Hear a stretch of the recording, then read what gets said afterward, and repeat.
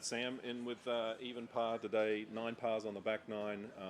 When you're leading a tournament, it's really, really difficult to stay in front, and you've done that. You pretty satisfied with that round? I'm pretty satisfied. I've put myself in some decent positions in the fall, and like my Koba, I was playing the last group with Russell Henley and didn't have a great Saturday. And today it's just a different level of pressure. I didn't feel like I had to go try and make something happen or press, so I didn't panic when I made a bogey on two, and I kind of just adjusted to the round and kind of got a feel for where I was at with my swing and my game.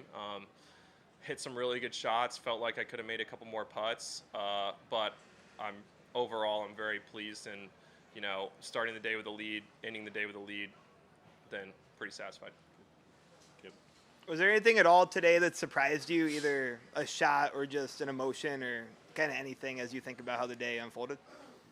No, I mean I don't want to act surprised that I hit a lot of good shots out there. I had a really good warm up, felt good. My body feels good. I've been getting good rest. I expect to go play well.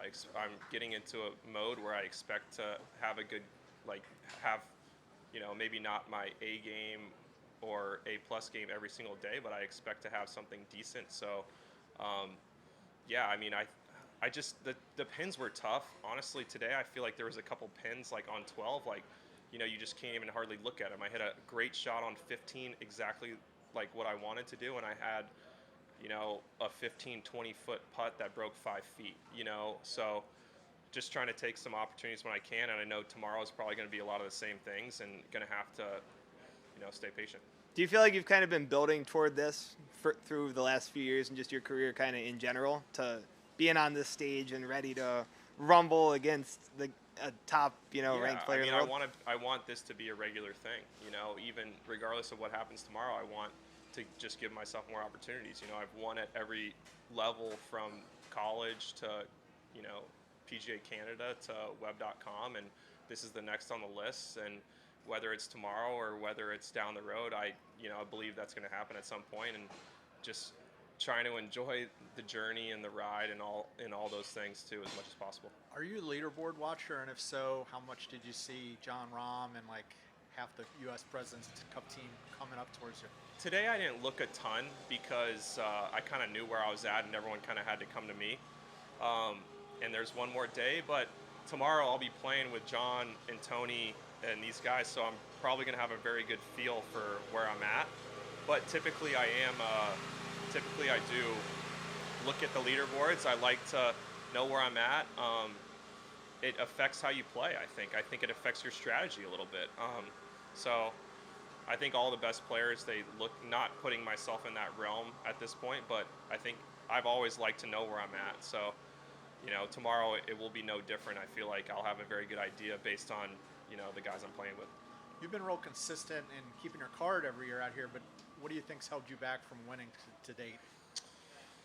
It's just hard playing 4 good rounds. I mean, it's really I shouldn't say easy, but it's easy to have a hot 9 holes or a really good 36 or 54, and it's just hard to play 4 days, and you just have to continue to put yourself in that position, and I think part of it was when I started playing good golf, end of my rookie season into my sophomore season, I had a little bit of injury, and then I also went through some swing changes, went through some of those down those paths, and kind of got back to my DNA, which now, like we were talking about earlier, it's kind of my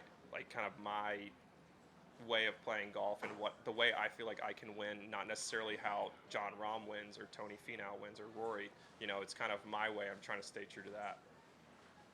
And what do you think? What do you remember from Omaha? And is there anything from that win that you can draw on tomorrow? Yeah, I think about it a lot because it was I had a 7-shot lead, I think, going into Sunday. This is only a 2-shot lead with a lot better golfers. Those were great golfers too, not to knock them, but it's different. It's a different feeling leading, but I'm gonna, I can only control what I can control. So I'm just gonna go out there and it just sounds cliche, but I'm just gonna try and take it one shot at a time and let the round come to me. And I know if I keep doing the things I'm doing, I should have a chance at the end of the day. What's your kind of experience with John Rahm? Have you played with him or crossed paths with him at all?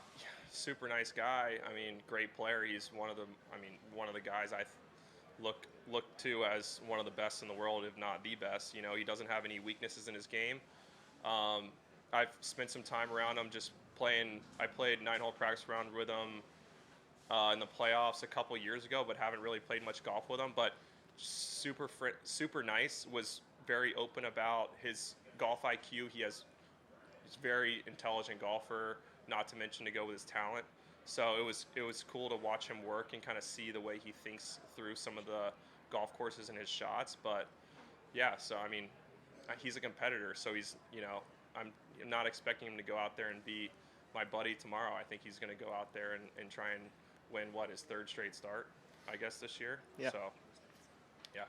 Is it cool to have this stage knowing, you know, prime time golf and going head-to-head final group, like you said, John Rahm and Tony Finau, kind of just having this opportunity as an athlete and competitor? What's that? Yeah, like? I mean, I love the game and I love to play, and you know, you ultimately want to see how good you can be, and playing against the best players in the world kind of really shows you how good you are. So it's really, it's fun, it's exciting. So I'm just going to try and enjoy it.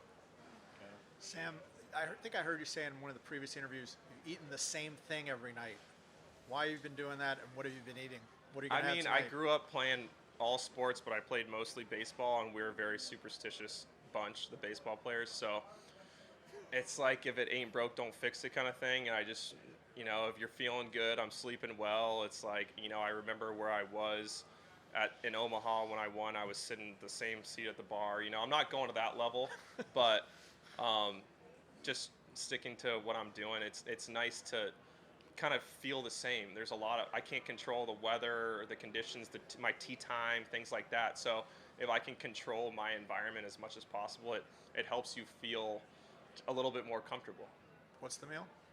I actually just went up the road to like Urban Place, which is just kind of a semi-healthy, you know, so I had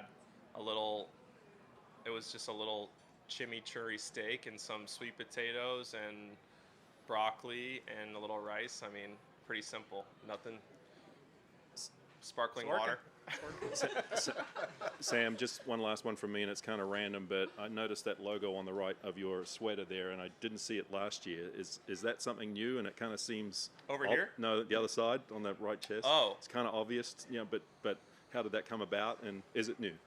Oh yeah, well, it was new as of the end of the summer, into the fall. So yeah, Ryder Logistics. It's been a good partnership, and yeah.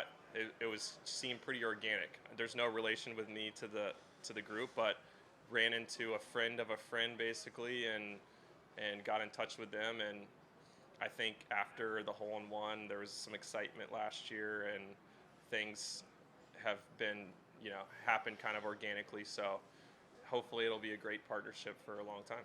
Thanks for the explanation. Appreciate your time. Yeah.